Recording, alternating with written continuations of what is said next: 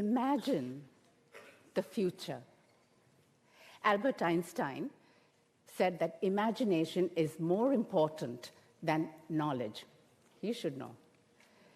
You know, through the centuries, the inventions of all great men and women began as an idea in their imagination.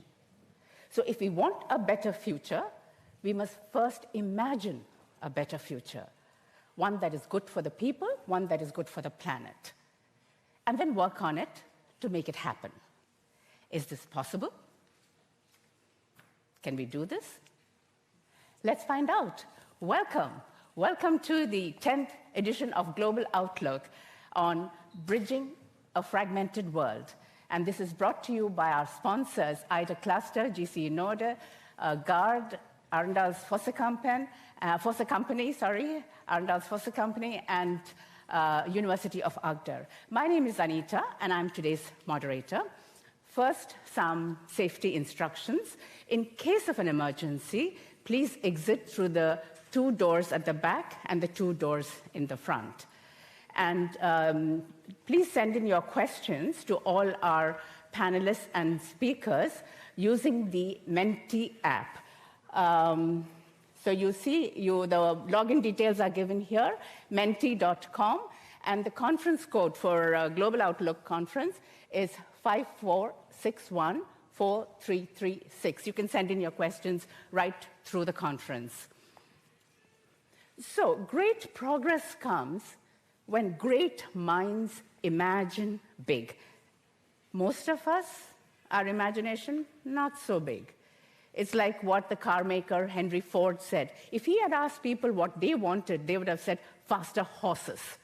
So thinking big, thinking creatively brings great progress. But over the last few years, some of our problems have become worse. We live in a fragmented world, divided people living on a damaged planet. Damaged because of our own activities. So we've gone through the pandemic, Russia's invasion of Ukraine, worsening inequality, rising geopolitical tensions, climate crisis. We've experienced all this. We read and write and talk about it. There is so much noise that sometimes we miss the signals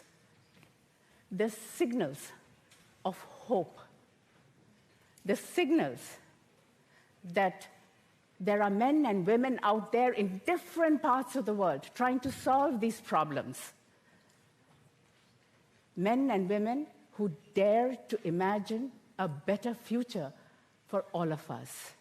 And they include our speakers today. They have come from Oslo, from Brussels, from Stockholm, from New Delhi, from Kyiv, Ukraine, and they will share their experiences and their insights with you. And this is the power of Global Outlook. Year after year, for 10 years, Global Outlook has been bringing to Arendal experts from different parts of the world. They are brought here and they connect. They connect with the hope of creating a better world, doing what little they can to create a better world. Some of them can do a lot, as we have seen over the years and as you will see today. So we begin in Norway, the small country with a big global footprint. Norway's Foreign Minister, Anniken Huitfeldt, will talk to us on Bridging a Fragmented World, the view from Norway. Please welcome the Foreign Minister.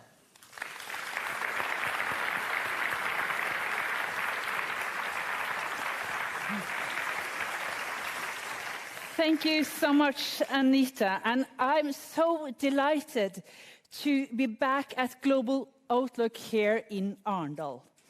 Almost 130 years ago, one summer day, like this maybe, at Voie farm, which is not very far from here, a local girl took lunch to her father, a farmer who was plowing the fields. The girl noticed then a silvering that had got stuck in the plow. She had, in fact, stumbled upon a treasure from the Viking Age. It was composed of silver bangles and coins from different places in today's Russia, Uzbekistan, Iran, and also Afghanistan. The silver fragment created a bridge to a distant past, with vast connections to the outside world. Today, they are on display at Arendal Cuban Museum. And as Minister of Culture, I was so proud to take the decision to build the new museum, or the new building, which contains this interesting, very, very interesting, I would say, exhibition. So you can take my word for it. Cubans' many treasures are worth visit. Not least the silver fragments from Voie Store. We know now that the Viking Age was a time of cultural and commercial expansion, a time of huge changes. Today, we live in a period of change as well. We have seen decades of increasing interconnectedness and steady economic growth in many parts of the world. Now, however, the future direction seems uncertain. We can get the sense that many countries are turning inward rather than opening up. Or, as you have described it, that the world is more fragmented. Key players in the international system are deeply suspicious of each other. There are different views on what the world order will and should look like.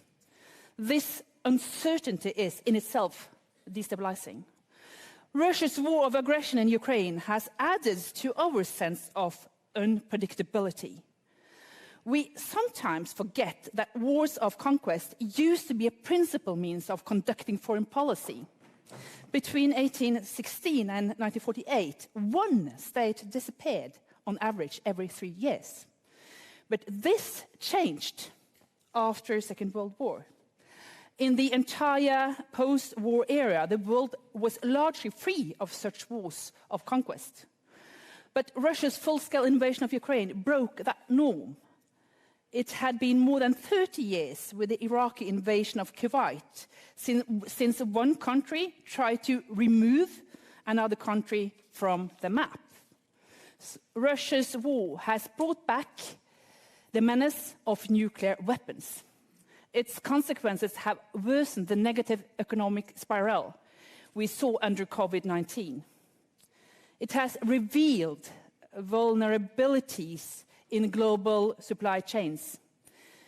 It comes on top of an already high number of unresolved conflicts and accelerating climate change. All of this has reversed decades of development progress. Millions have been forced to flee their homes. 360 million people worldwide need humanitarian assistance, up 30% since the start of last year alone. These challenges are interconnected. They compound each other. Norway has a small and also an open economy, so further polarization is not in our interest. How do we best navigate in this landscape? Firstly, we must prevent a return to protectionism. In a time of increased strategic competition, we must protect critical infrastructure and screen foreign investments. China's rise is a part of that picture, but this is true for all countries and also regions. De-risking strategic value chains is important for our security. My point is that those efforts need to be based on threat analysis. Some areas need to be closely fenced in, such as critical infrastructure, others do not. If we use security as a pretext for protectionism, we all stand to lose. According to the European Union's Climate Monitoring Service, the planet just had its hottest June on record. This summer, new heat records were also set in the Arctic. For the first time, the average monthly temperature on Svalbard in July was recorded at above 10 degrees Celsius. Nowhere else in the world is experiencing such a rapid rise in the temperatures as Svalbard. This has dramatic implications, not only in the Arctic, but for the entire world. All this to say, the green transition is not a choice, it is an imperative, which is simply not possible without investments, cooperation, and trade. Global trade, regulated through an international, predictable framework, that is how we reduce uncertainty. Trade in global merchandise actually hit record level in 2022. In other words, we are still very, very interconnected. And according to United States Department of Commerce, total trade between United States and China reached an all-time high last year, 24% higher than pre-COVID. So global trade in gross figures do not reflect the growing geopolitical rivalry yet. The Director General of the World Trade Organization is a very, very strong economist from Nigeria. As she recently put it, we need not to de-globalize, we must re-globalize. So focusing on deeper and also more diversified global supply chains, I agree with her. Everyone stands to lose from trade wars. This includes the United States and also China. In Arendal, we certainly know how international trade is especially important for a small country like Norway. Secondly, we must bridge the transition from fossil fuels to renewables. Sometimes healthy competition means that you end up on the losing end, especially if you can't keep up with the pace of innovation. This city knows a thing or two about that. The Viking treasure at Voie was found during a period of deep economic crisis for Arendal. The declining demand for sailing ships due to the development of steamers was a part of that story. Today, new technologies hold huge potential to improve people's lives. And to make the greener transition possible, green shipping has a huge potential here in Norway. And Arendal is today the home of some of Norway's most innovative companies and research centers, like Gard, who is involved in ensuring an incredible 50% of the global merchant fleet, like the Eide cluster, who play a pivotal role in the development of Norway's national battery industry. The world needs both more energy and more renewable energy. These are reinforcing goals. And last year, investments in renewable energy systems by far exceeded investments in the petroleum industry. In their quest for energy, the very last thing states want is to be a part of the mercy of unpredictable authoritarian leaders. Norway has become Europe's most important energy producer, and we are doing our part to ensure stability of supply while at the same time reshaping our energy system. Not long ago, the International Energy Agency revised their forecast for renewable capacity additions in the EU for this and next year. They revised it upwards by 40% compared with before the war in Ukraine. Only a few years back, such a rapid increase seemed impossible. This clearly shows how Russia's aggression has increased the pace of the green transition in Europe, and that we should not underestimate the speed of change. Thirdly, we must build global trust. The war has also highlighted this. A clear majority of states agree that their interests are best served by respect for sovereignty, territorial integrity, and peaceful resolution of disputes. Still, many lower and middle-income countries voice frustration with the international order built while they were under colonial rule, and where their influence often do not reflect their demographic size. We need and should call for a minimum of strategic understanding between United States and China. If not, the global system will remain unpredictable. And we need to do a better job at ensuring that the institutions we do have work for all. Finding common solutions is difficult, but it can be done. Following intense negotiations over several years, agreement was reached this spring on a high seas treaty. It will pave the way for closer cooperation to improve ocean health. And a few months ago, a group of governmental experts on nuclear disarmament verification, chaired by a Norwegian diplomat, agreed on important elements for verification. Verification is extremely important because only through verification we can trust the armed control regimes that we need to protect. So even in this tense, I would say, security policy context, it was possible to find convergence on nuclear disarmament issues. These two wins show that working across regional and geopolitical divided lines produces results. My fourth and also final point, we must invest in dialogue and development.